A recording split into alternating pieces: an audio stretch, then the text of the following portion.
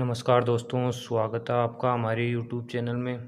दोस्तों आज हम पढ़ने जा रहे हैं एनाटॉमिक नर्वस सिस्टम। दोस्तों ये टॉपिक बहुत ही इम्पोर्टेंट टॉपिक है।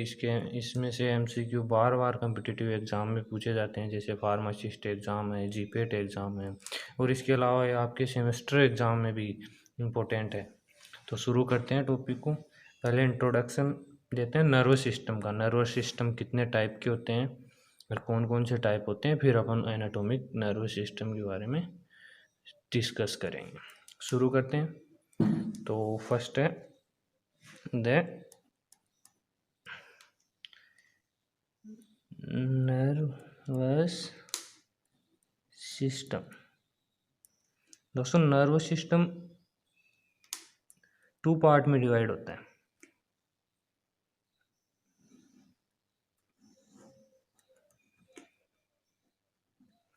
फर्स्ट है हमारा पेरिफेरल नर्वस सिस्टम, सेकंड है सेंट्रल नर्वस सिस्टम। दोस्तों तो ये पेरिफेरल सिस्टम ये फर्दर डिवाइड होता है 2 part, further divided into 2 parts. First है ऑटोनोमिक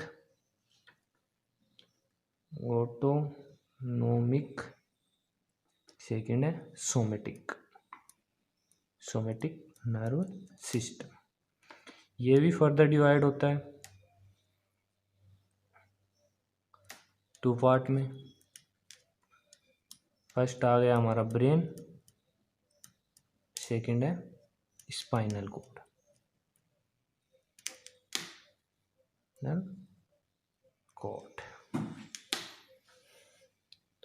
अब देखते हैं ऑटोनोमिक नर्वस सिस्टम के कितने टाइप हैं। तो autonomic system further divided into 2 part. First है पैरा सिंपैथेटिक और सेकंड है सिंपैथेटिक। इसके बाद जो है हमारा सोमेटिक है, ये फर्दर डिवाइडेड होता है 2 पार्ट में।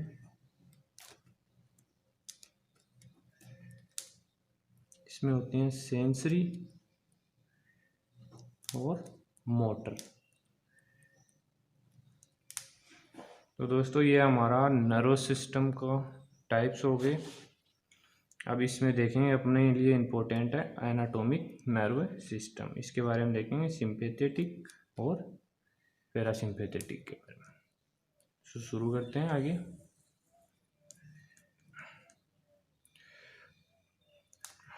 हमारा है ऑटोनोमिक नर्वस सिस्टम। दोस्तों आप इसको नोट भी कर सकते हो, या नोट्स आपके theory as well as competitive exam के लिए इम्पोर्टेंट है। तो structurally autonomic nervous system include ANS, शॉर्ट में इसको एनएस बोलते हैं। इंक्लूड क्या इंक्लूड होता है? फर्स्ट है इसमें autonomic sensory neuron, sensory neurons, और सेकंड है ये बी ऑटोनोमिक मोटर न्यूरॉन। इसको एफरेंट भी बोलते हैं और इसको इसको सेंसरी को बोलते हैं एफरेंट और इसको बोलते हैं ईफरेंट। ये क्या होती हैं दोस्तों? इसमें जैसे ये हमारा कोई भी फैक्टर ऑर्गन है, मतलब हैंड है हमारा। इसके बाद ये हमारा ब्रेन है, तो ये सेंसरी है हुई, ये हो गई मोटर। यहाँ मान लो कोई पिंच हुई तो सेंसरी यहाँ से मैसेज लेके जाएगा ब्रेन तक और मोटर यहाँ से वापस लेके आएगा। तो दोस्तों ये तो हो गया हमारा simple introduction of anatomic system. इसके बाद इसमें कौन कौन से न्यूरोट्रांसमीटर काम में लेते हैं, तो देखिए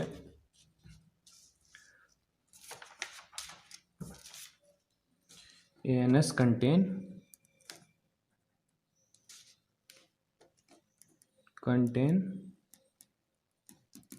मतलब इसमें कौन कौन से न्यूरोट्रांसमीटर होते हैं।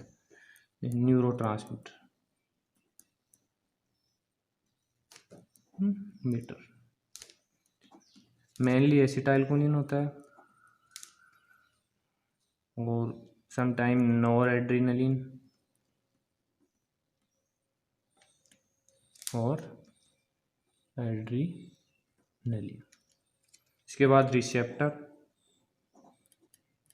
कौन कौन से रिसेप्टर प्रेजेंट होते हैं, तो गैंग्लिया में nicotinic receptor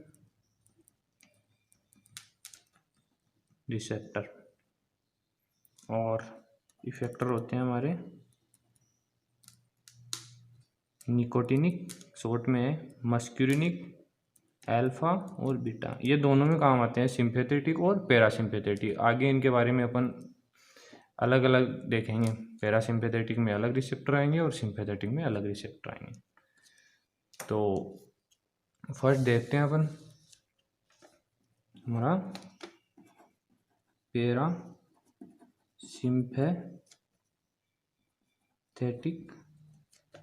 system.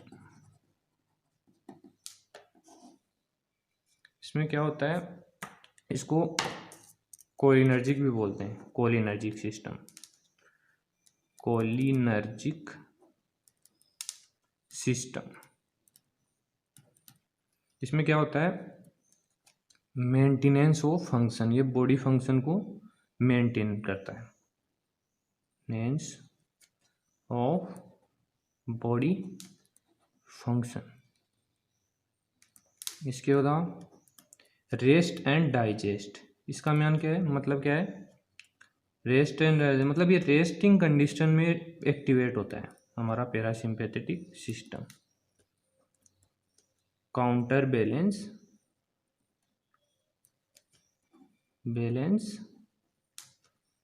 Sympathetic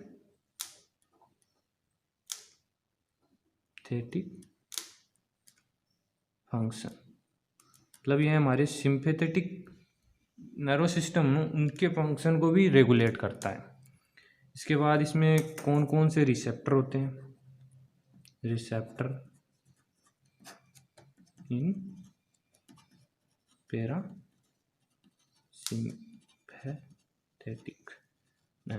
nerve system.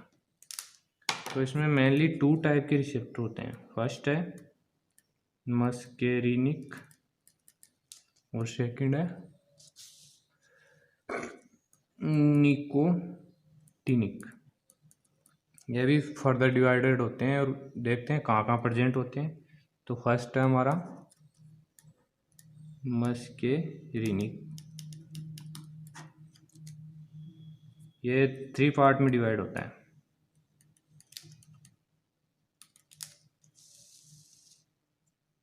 First है M1, ये कहाँ प्रेजेंट होता है, autonomic ganglia, autonomic ganglia and gastric tissue, मतलब ये ऑटोनोमिक गैंग्लिया और गैस्ट्रिक टिश्यू में प्रेजेंट होता है। सेकंड है M2, ये कहाँ प्रेजेंट होता है हमारा, ये मेनली कार्डियक मसल्स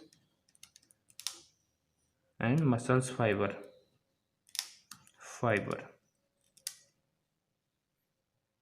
इसके बाद है लास्ट M3, ये होता है mainly smooth muscles smooth muscles में होता है एंड ग्लैंड।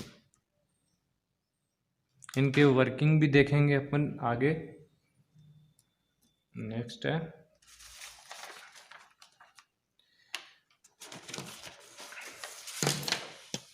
नेक्स्ट देखते हैं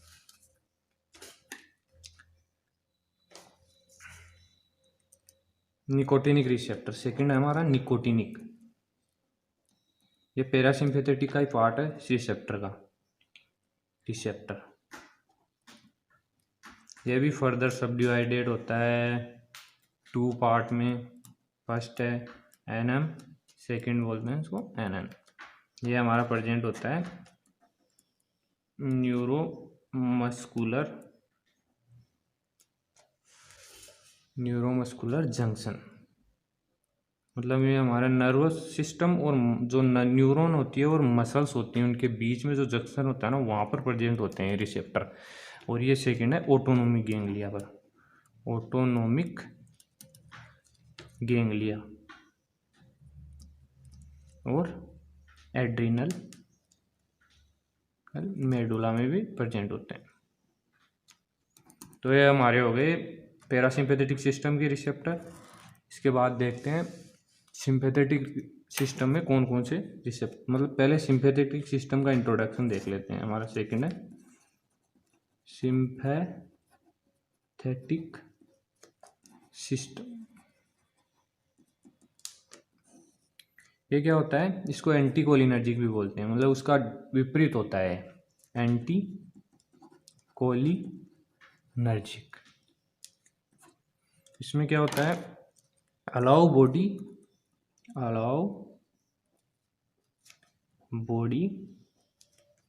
टू फंक्शन, मतलब ये बॉडी को फंक्शन करने के लिए अलाउ करता है इन अंडर स्ट्रेस कंडीशन में। स्ट्रेस। इसके अलावा फाइट, इसको 3 FFP इसके फंक्शन होते हैं। Fight, flight and fear. मतलब हम जब कोई हमारे सामने अचानक से शेर आ जाए तो हम या तो उससे फाइट करेंगे, या फिर अपन को डर लगेगा, या फिर हम वहाँ से फ्लाइट कर जाएंगे, मतलब भाग जाएंगे। और ये आल्सो मतलब रेगुलेट करता है स्केलेटल मसल्स। इसमें कौन कौन से रिसेप्टर होते हैं? रिसेप्टर फर्स्ट है अल्फा, सेकंड है बीटा। तो हमारा अल्फा सब डिवाइड होता है 2 पार्ट में, अल्फा 1 और अल्फा 2। और बीटा 1, बीटा 2, बीटा 3। तो दोस्तों हम इसके आगे अगले वीडियो में नेक्स्ट पार्ट में हम सिंपैथेटिक और पैरासिम्पैथेटिक सिस्टम के बारे में डिटेल स्टडी करेंगे। मतलब इनका फार्माकोलॉजिकल एक्शन क्या होता है, कौन कौन सी ड्रग इनमें यूज़ होती है, मतलब क्लासिफिकेशन ऑफ ड्रग, और इसका मतलब फिजियोलॉजिकल रोल है, इनका यूज़ कहाँ कहाँ होता है। तो दोस्तों आज के लिए इतना ही काफ़ी है। तो दोस्तों कैसी लगी हमारी वीडियो? अगर वीडियो अच्छी लगी हो तो वीडियो को लाइक करो और चैनल को सब्सक्राइब करो। थैंक यू दोस्तों।